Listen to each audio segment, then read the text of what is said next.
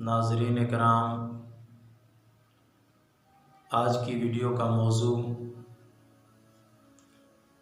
تقوی ہے۔ اللہ تبارک و تعالی نے انسان پر عبادت کو فرض کیا، اس کا مقصد بھی تقوی بتلایا ہے۔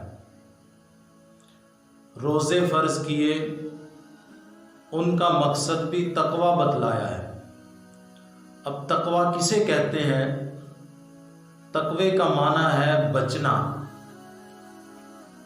شریعت کی اصطلاح میں اپنے آپ کو گناہوں سے بچانا، اس کا نام تقوی ہے۔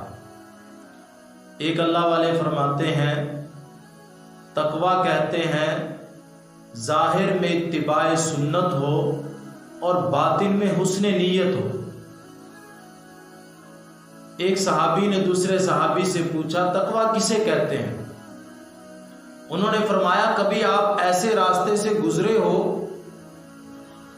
جہاں پر دائیں بائیں جھاڑیاں ہوں، کبھی آپ کو وہاں سے گزرنے کا اتفاق ہوا؟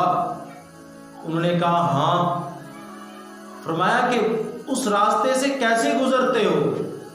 انہوں نے کہا اس راستے سے میں اپنے آپ کو، اپنے کپڑوں کو بچاتے ہوئے گزرتا ہوں۔ تو اس صحابی نے فرمایا اسی کا نام تقوی ہے کہ آدمی کے دائیں بائیں آگے پیچھے گناہوں کے جال بچھے ہوئے ہیں۔ جو انسان ان گناہوں سے اپنے آپ کو بچاتے ہوئے گزرتا ہے وہ متقی ہے۔ اور شیطان نے ہر طرف جال بچھائے ہوئے ہیں۔ قرآن پاک میں اللہ رب العزت فرماتے ہیں، شیطان کہتا ہے ثم لآتینہم من بین ایدیہم ومن خلفہم وعن ایمانہم وعن شمائلہم، کہ میں انسان کے آگے سے آؤں گا، پیچھے سے آؤں گا، دائیں جانب سے آؤں گا، بائیں جانب سے آؤں گا۔ سے 4 جہتوں کا ذکر کیا، 2 جہتوں کو چھوڑ دیا، اوپر اور نیچے، دائیں بائیں آگے پیچھے، یہ 6 جہتیں ہوتی ہیں۔ شیطان نے 4 جہتوں کا ذکر کیا کہ میں انسان کے آگے سے بھی آؤں گا، پیچھے سے بھی آؤں گا، دائیں سے بھی آؤں گا، بائیں سے بھی آؤں گا۔ 2 جہتیں چھوڑ دی، اوپر اور نیچے۔ اب اگر انسان اوپر دیکھ کر چلے گا تو ظاہر ہے گر جائے گا۔ اب ایک ہی جہت متعین ہوئی، نیچے دیکھ کر جو آدمی اپنی نظروں کی حفاظت کرے گا وہ شیطان کے جال سے محفوظ ہو جائے گا۔ پھر اس پر اللہ انعام کیا دیتے ہیں؟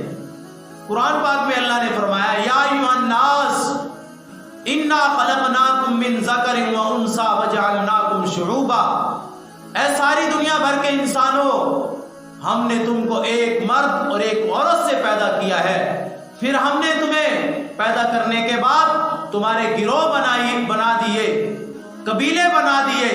اس کا مقصد کیا؟ لتعارفوا لتفاخروا نہیں کہا، اس لیے بنائے تمہارے قبیلے، تمہاری قومیں اس لیے بنائی کہ تم ایک دوسرے کو پہچان لو۔ اس لیے نہیں بنائی کہ ایک دوسرے پر فخر کرنے لگو، بلکہ پہچان کے لیے۔ مثال کے طور پر ایک جگہ آدمی گیا ہے، وہاں پوچھتا ہے کہ میں نے زائد سے ملنا ہے۔ اب اس زائد نام کے اس بستی کے اندر، اس گاؤں کے اندر 4-5 آدمی رہتے ہیں۔